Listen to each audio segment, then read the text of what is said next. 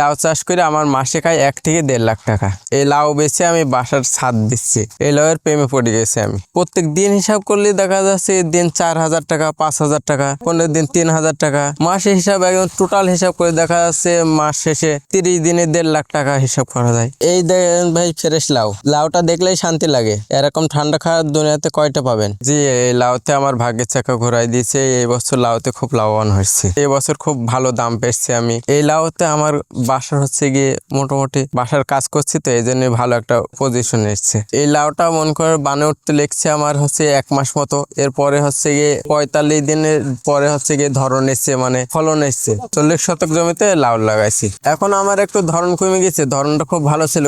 হচ্ছে প্রত্যেক দিন দেখাচ্ছে 150 পিস, তারপরে দিন 300 পিস হয়েছে, কোনোদিন 200 পিস হয়েছে, কোনোদিন 250 পিস হয়েছে, কোনোদিন 50 পিস হয়েছে। পিস প্রতি দেখা হচ্ছে গিয়ে কোনোদিন 40 টাকাও পেয়েছি, কোনোদিন 30 টাকা, কোনোদিন 45 টাকা।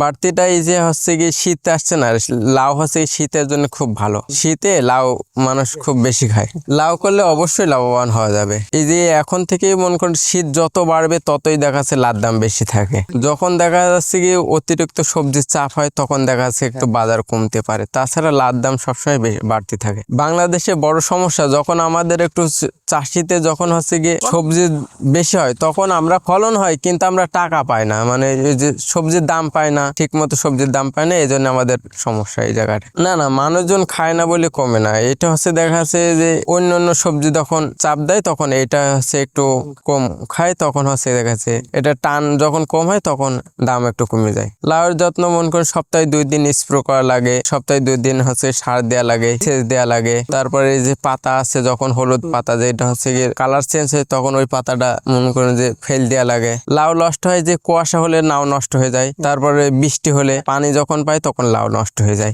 আর একটা আছে যে একটা পোকা আছে আল পোকা, ওই পোকাটা যখন মারে তখন লাউ নষ্ট হয়ে যায়। আল পোকা হচ্ছে কি মানে একটা মাছি ধরনের, ওইটা হচ্ছে কি ওর মাথায় একটা হোল আছে, ওইটা ফোটাই দেয়, তখন ওখান থেকেই পোকা শুরু হয়, ওখান থেকে মানে লাউটা নষ্ট হয়ে যায়, পচে লাউটা নষ্ট হয়ে যায়। এই পোকাটা শুধু লাউ নয়, মন করো হচ্ছে লাউয়ে ধরে, তারপর কুমড়োয় ধরে, মানে ফল জাতীয় যেগুলো রস থাকে সেসব সবজিতে। অতিরিক্ত বর্ষা হলে লাউ গাছে মন করেন হচ্ছে গিয়ে ওই ভাইরাস লাগার সমস্যা হয়, তারপরে হচ্ছে গিয়ে গাছ মরে যায়।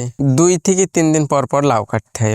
মানে লাউয়ের যে একটা তো সাইজ আছে, যে বয়স আছে, যে 2 দিন বা 3 দিন পরে বোঝা যায়, ওই সময় লাউটা কেটে ফেলতে হয়। এখন ওইটা তো দেখলেই বোঝা যায় যে হচ্ছে গিয়ে যে এটা যে কাটার মতো হয়ে গেছে। ওইটা ওজন দেখা লাগে অথবা সাইজ যে কত বড় কিরকম হচ্ছে। লাউয়ের বিচি যদি অতিরিক্ত হয়ে যায়, লাউয়ের বিচি যদি ভিতরে শক্ত হয়ে যায়, তাহলে ওই লাউটা মন করে পেকে গেছে। এই জন্য লাউয়ের স্বাদ থাকে না, এই জন্য লাউ খাওয়া যায় না। লাউ বাড়তে লাউগুলো গরু ছাগল আছে, এগুলো খায়। আবার কিছু ফেলে দিয়ে ভুইতে দেখা যায়, সবাই তো খায় না।